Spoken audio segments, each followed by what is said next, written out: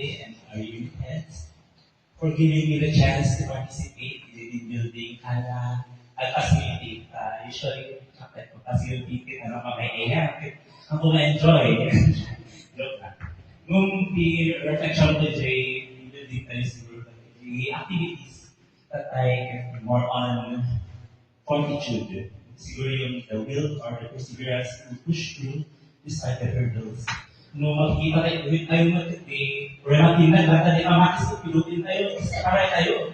Ang ay mo gusto diay parang mali, at yung mahulog yung balon, tuloy pa rin. Parang babangon tayo. Pero, sa technicality naman, parang mali, pero pinupush pa rin natin. And I don't know if it has something to say about our growth. Pero ang importante, we work as one. At yung na-observe ko din sa, yung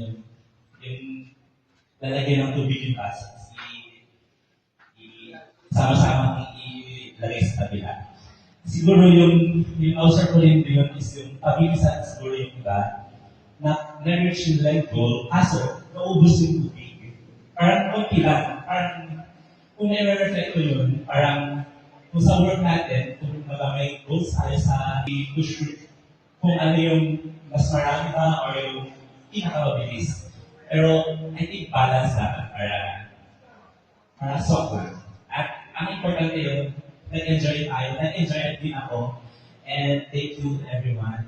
Thank you sir for participating.